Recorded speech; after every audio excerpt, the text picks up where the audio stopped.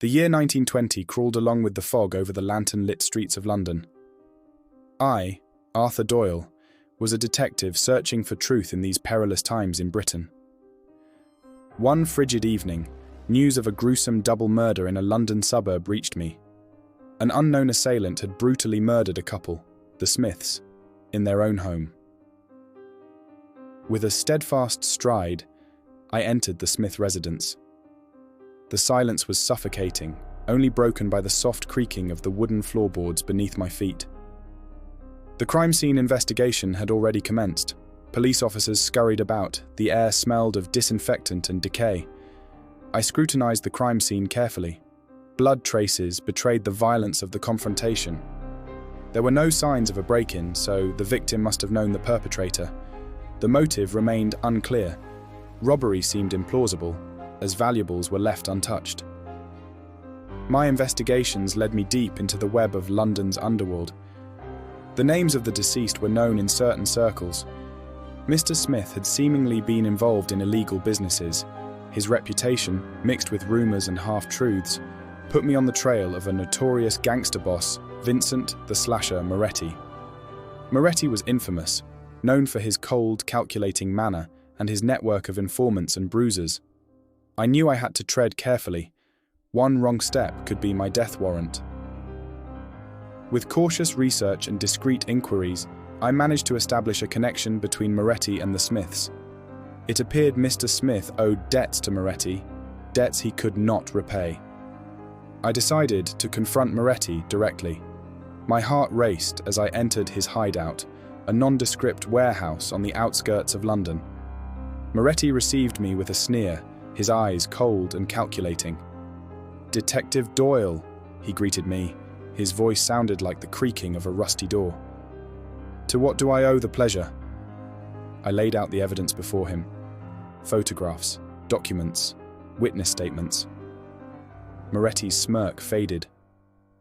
"I knew Smith would cause problems," he murmured, his eyes revealing a trace of unease. Through hours of interrogation, through the weave of lies and half-truths, I fought my way to the core truth. Moretti finally admitted that he had Smith eliminated. However, he claimed that Mrs. Smith had merely been unfortunate collateral damage. "I only wanted Smith," he explained, his gaze fixed on the table. "He owed me money, a lot of money, but she was in the wrong place at the wrong time." After Moretti's confession, a hunt for his henchmen ensued, and a court trial that gripped London unfolded. The Smiths' case finally closed, but the echo of their tragic ends didn't fade so easily in the dark alleys of London. Moretti received his just punishment, but the scars his deeds left were imprinted on London forever. My work was not in vain. The truth was unveiled. Justice had prevailed. However, the shadows of London's underworld, the network of lies and deceit, remained, waiting, lurking. My battle against the darkness continued, with the hope of one day seeing the light at the end of this dark tunnel. 1924, London. My name is Arthur Doyle, a lone detective bound by determination to uncover the veiled evil lurking within the alleys of this city. A sinister string of kidnappings has plunged the metropolis into fear, and I've engaged in a solitary battle to dismantle the chilling abduction ring. I've spent numerous sleepless nights, my eyes glued to the files that populated my desk. The scent of tobacco and black tea mingled with the mustiness of my compact office.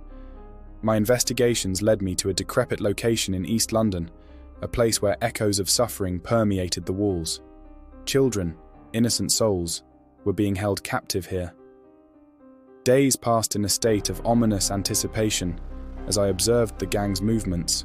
Hidden behind crumbling walls, enveloped in foggy silence, I lay in wait, ready to shatter the chains of injustice. To my horror, I discovered that the head of the ring was no stranger. It was Robert Craven, a senior inspector at Scotland Yard. This betrayal cut deep, for Craven had always portrayed himself as a champion of justice.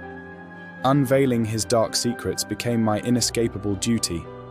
The investigations got trickier, the traces more tangled. I moved in the shadows, gathered evidence, each breath tainted with the fear of being discovered. Finally, After a series of nocturnal surveillances, I managed to secure enough evidence to convict Craven. The day of confrontation arrived. The sky hung heavily over the city. The air was saturated with impending silence. A tense atmosphere pervaded the sinister rooms of the hideout as I confronted Craven. He stood there, a mockery of justice, and the sight of his treacherous face ignited my heart. "Craven," my voice thundered through the room, "your days of crime are numbered." His gaze met mine, and for a moment, we were locked in a silent duel. "Doyle," his voice was a venomous whisper, "you have no idea what you've meddled with." But the moment of truth had come. I stepped forward, evidence clutched tightly in my hand. "Your dark game is over, Craven. Justice will prevail." The air was charged with unspoken words, unfulfilled wishes, and indelible pain. A relentless struggle ensued, but the law was on my side. Craven was overpowered, the children liberated, and the mask of corruption fell. It was a moment of triumph, yet my heart remained heavy. A friend, lost in the shadows of depravity, a symbol of justice, now submerged in darkness. The repercussions of Craven's fall echoed throughout the city. London, a witness to betrayal and redemption, became a scene of awakening. I, Arthur Doyle, the detective who brought truth to light, was the silent observer of change. Days went by, the city healed, but the memory of the case and the betrayal lingered like a shadow on my soul. My pursuit of justice was my eternal promise, an indelible legacy in the endless journey of life. The kidnappers were caught, the children freed, and the city breathed freely again. But the dark side of humanity remained, hidden in the unexplored abysses of the soul.